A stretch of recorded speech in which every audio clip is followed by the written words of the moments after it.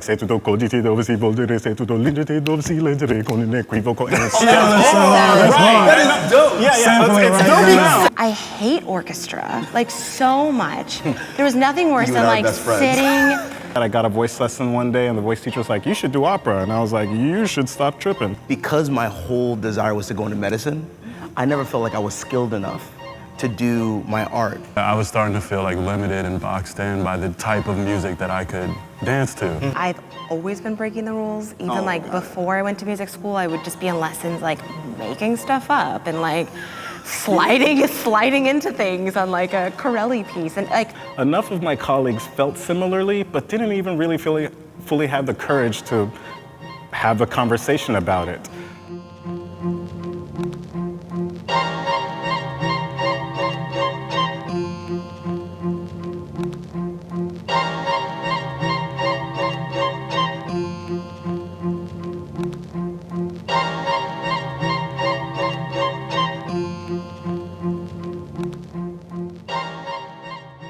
I'm so excited to have this conversation because, first of all, I'm a fan of each and every single one of you all. To me, each one of you all are misfits in your own right. So, I mean, I just love you guys to introduce yourselves so that the people would know who you guys are. Start here. Sure. My name is Babatunde Akinboboye, also known as Babatunde Hip-Hopera, the hip-hopera guy. I am an opera singer, but I make operatic hip-hop music. I sing operatically over hip-hop beats because that's the way I hear opera. Yes, sir. my name is Ezinma, and I'm a violinist and a composer, and I have also, for a long time now, sort of mixed classical music, reimagined it, recontextualized it, gotten to work with amazing artists that we all love and like tour and record, and it's just great. So yeah, I'm a creator. I love it. My name is Leo Manzari. I'm a recording artist and tap dancer. I'm originally from DC, DMV stand-up. Moved to Los Angeles because I make original music and I feature tap dance as a percussive instrument with all of my music endeavors, and I'm just trying to affect the world positively through as many art forms as I can, you know, stay true. I love it. Yeah. All y'all are misfits for good. That's what I love about this space right here. You know, to me, a misfit is somebody that just unapologetically stands in who they know they are, their weirdness, their idiosyncrasies, the thing that makes them come alive, even though it may rub up against culture. And I know that's a hard personal journey for each person to go through. But I'm just curious, like, what your definitions of misfit is for yourselves. Yeah, it feels pretty close to yours. Just someone who, misfit, we work in an industry where we're trained to fit. And I think of essentially those who, for whatever reason, either they choose not to or they can't, bless them, end up being who they are and not fitting. And those are my people. Yeah. I guess like if you were to open the dictionary, it'd be like misfit, noun. One who does not assimilate to the norm. But I think what brings us all together is that we use it as a verb, which is like, we don't fit in, and it's a way of life, it's a way of being, it's a way of creating, it's a way of performing, recording. I know for me as a violinist, even the way that I play, intentionally I'll be like, how do I not make this sound like everyone else? So I think it's in many ways a lifestyle and just a way of living where we have just embraced all the things that you defined as being a misfit. I love that definition, love. I like your definition too, man. I appreciate that, man. Yeah, I would say my definition of a misfit is somebody whose life practices are so based in authenticity that their impact on the world is inevitable.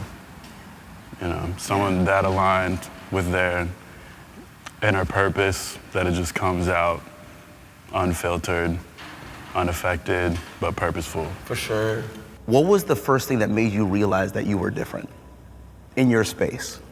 Like, what was those things that made you go, wait a second, I'm not like everybody else around here, and I realize I'm rubbing up against a bit of culture?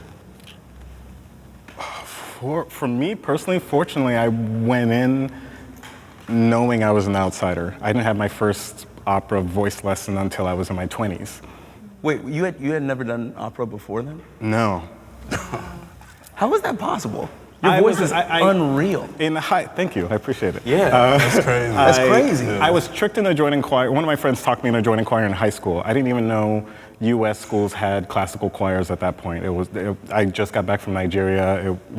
So I signed up for the class, and I was like, oh, this harmony stuff in Latin is cool. And I kept singing that. I got a voice lesson one day, and the voice teacher was like, you should do opera. And I was like, you should stop tripping. And we went back and forth, and he was like, sing la. And I was like, la. And he's like, try some different technical things, lower your larynx, raise your pharynx, la. And I was like, okay, this might have something to it.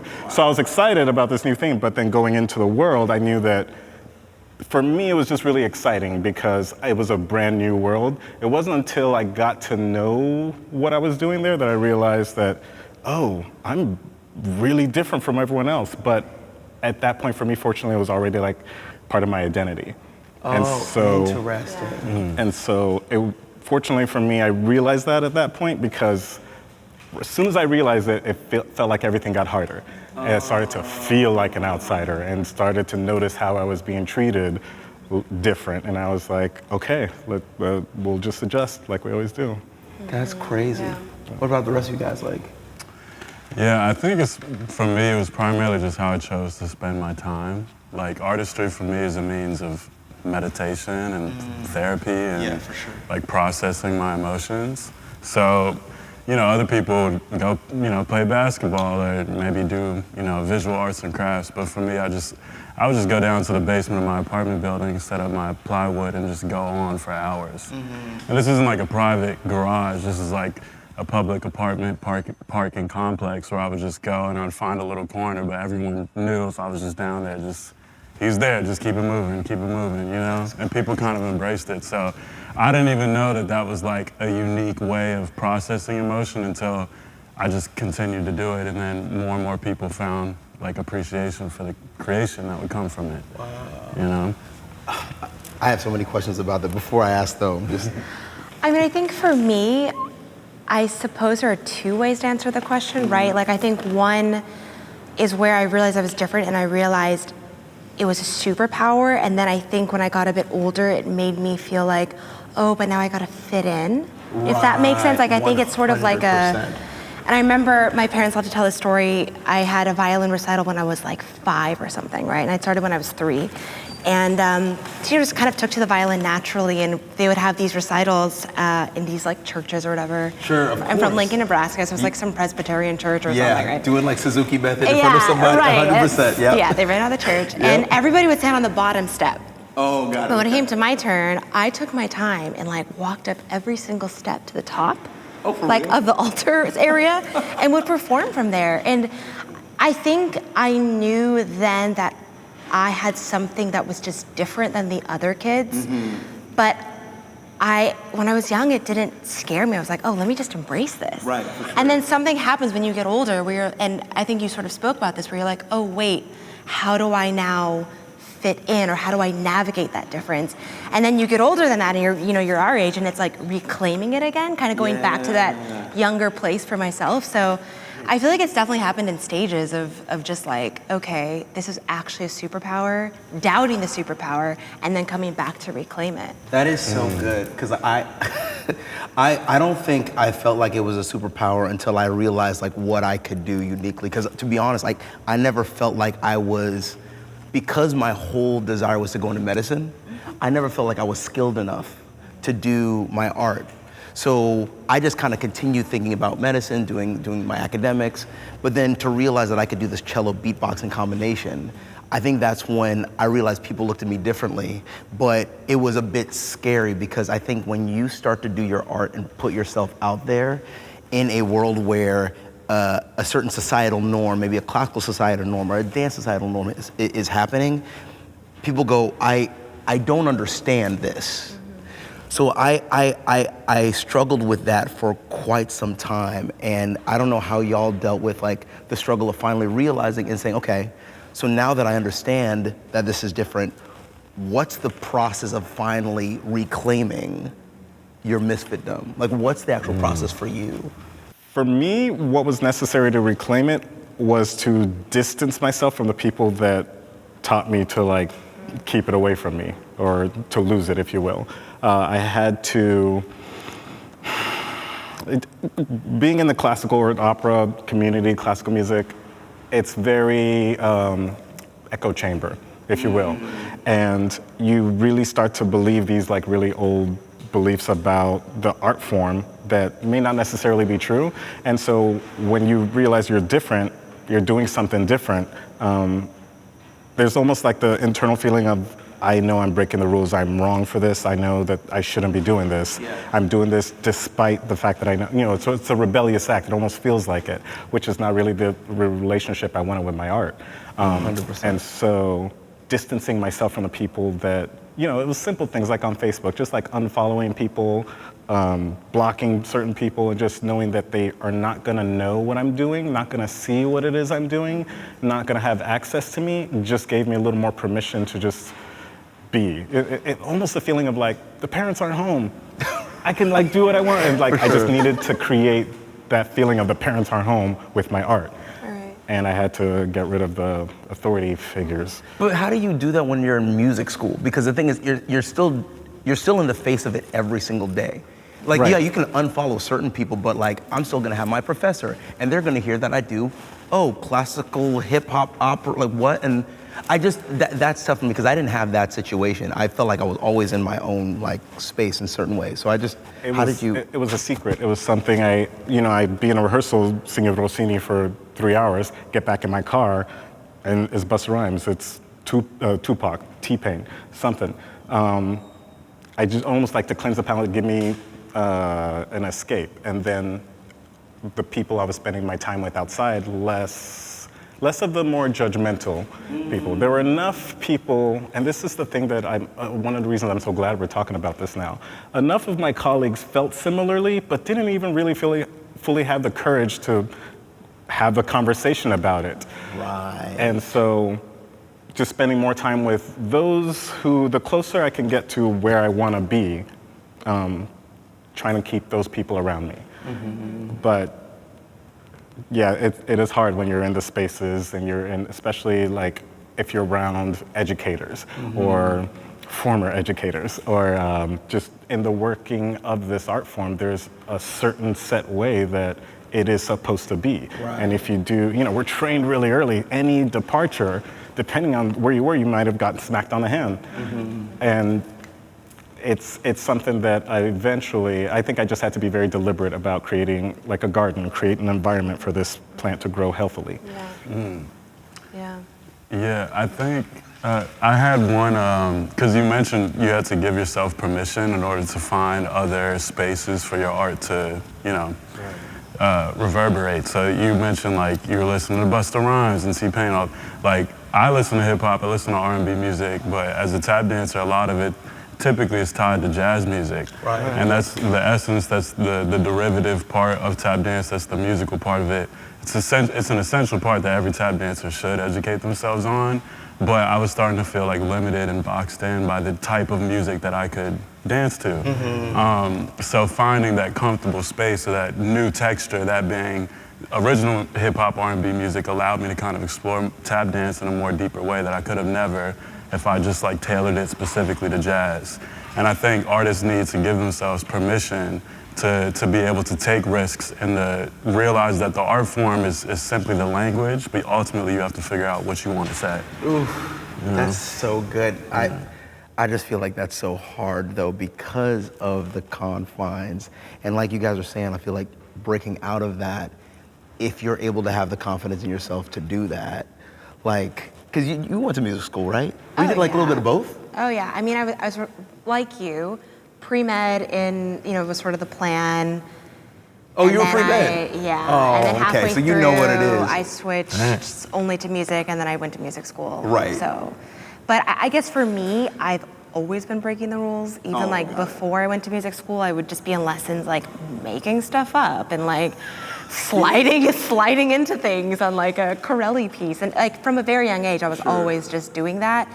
So I think that combined with being a black string player, I think for me, honestly, I was really afraid of the authoritarian response of like, oh no, if I don't play this in this way, what will happen? Yeah. But on the flip side, I think I was always just a little mischievous because I was like, I already don't fit in. I hate orchestra, like so much. There was nothing worse You than and I are like best friends. sitting Completely. like fourth chair. I would just be like Right, so exactly. over it, you know, playing, not blending, playing loudly, really obnoxious, I'll just name it. Yeah. But I think the cool thing is my teachers identified that, and I went to the New School, which is in New York City. Oh, nice. So yeah, I was really lucky to go to a program where I was studying classical violin, but there's also the jazz kids, and you're in New York City, and that's cool. I got to collaborate with Parsons. So for whatever reason, I kind of picked things I think that really served that personality in me to just be like, I want to be a rock star. Yeah, exactly. You know, but also I love classical music. Right. And I think it worked. I will say for me though, a huge part of really reclaiming myself was just experimenting. And you know, you kind of mentioned doing things sort of privately and in the safety of like, nobody will hear this but me. And there was a lot of bad music made in those places, but it was 100%. necessary to discover and find my voice. And I think just that process of surrounding myself with people who were just champions. And you know, I had situations where I remember I was in this jazz orchestra, and because of the content I was making, I was concertmaster of this orchestra. I got appointed, and the principal violist was like, I don't want to be in the orchestra anymore. Because of the music she makes, and because of like the way that she dresses, or because of the way that she carries herself in, it's not classical, it's not, you know, sort of the tradition. And the conductor was like, then just leave. Oh, that's Like, awesome though. I know, and That's it's so awesome that they were like, hey, I respect you enough to say like, I love what you're doing and who you are, Yeah. and we need that personality here. Yeah. But I mean, I think it's just sort of every little fracture and rejection and sadness, there was also just like, keep going, you've got this. I think because we're really meant to be here, right? And I think we're very fortunate to be able to say that. So that was kind of my story. I think I've just always been breaking rules, always. I love that. I can identify with that because I remember, again, this first time where I was in my cello lesson. I had just lived in China for a year and a half. I was studying Chinese, and I was just starting to work on this piece called Julio. It's a piece by Mark Summer, who's a jazz cellist. And I worked on it for a full year, finally starting to add beatboxing to it.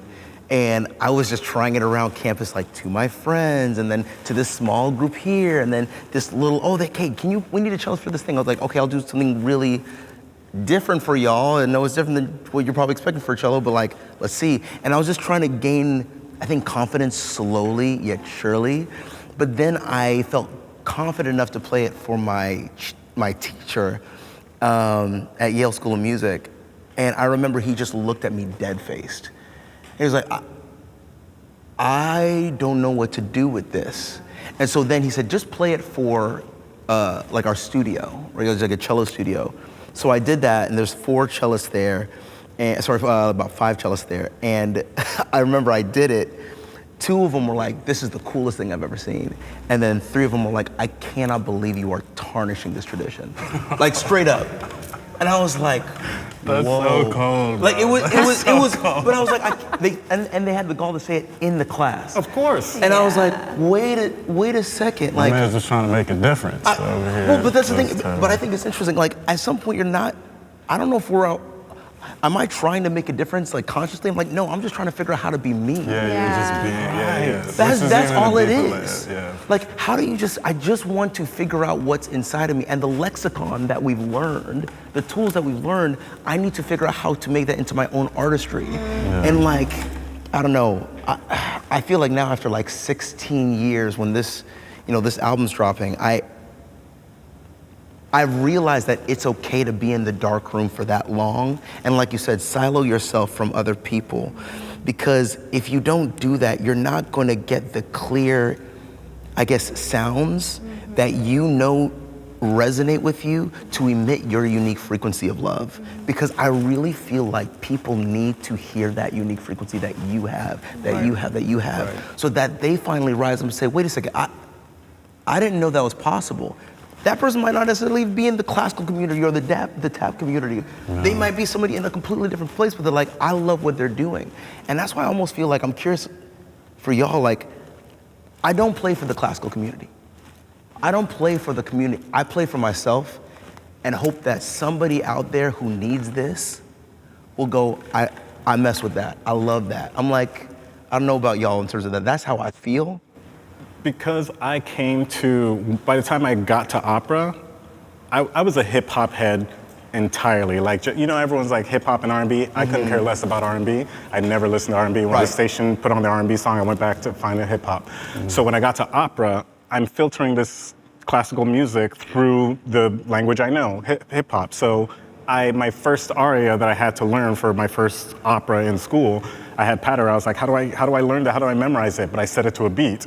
And it was like, say to do and it's just, That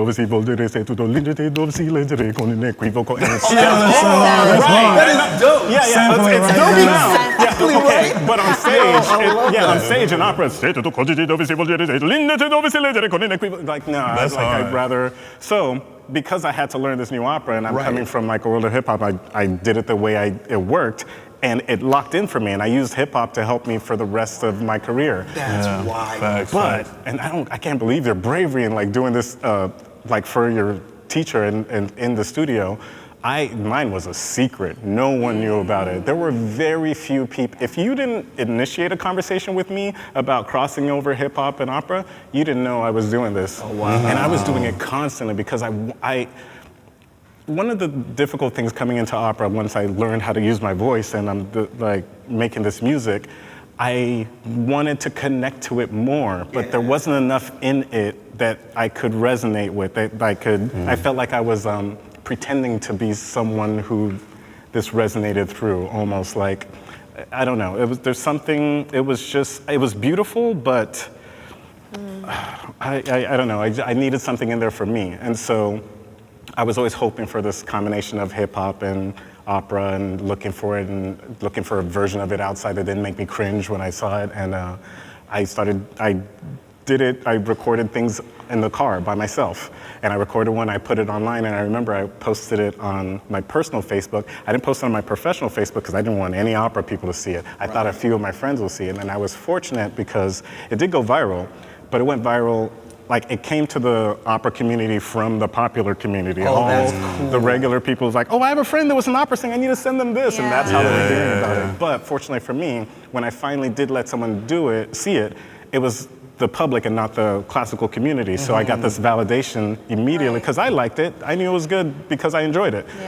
All the other people that did enjoy it, they were loud about it. So I was fortunate to not have to go through the gatekeepers, if you will, and get that confirmation that, oh, this is good.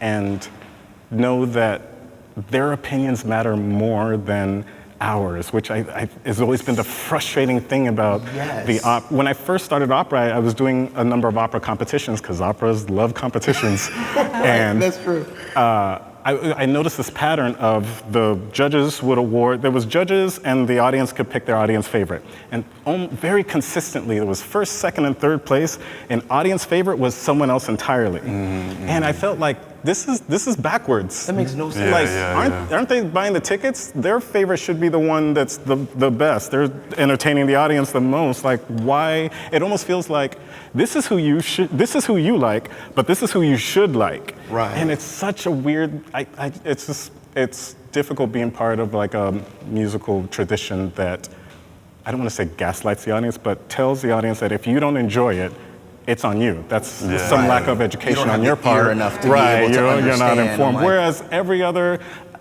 to me, I'm like, this was a popular thing in the 1800s that you're trying to sell to a 2024 audience. Yeah, some people will like it, but who else is doing that? What else from the 1800s are you expecting, are you offering now, and they don't like it? As, oh, something must be wrong with you. You don't like this old tradition. Like, I don't know. It was always difficult to participate in that as a reality, where I was just like, I feel like there's a disconnect.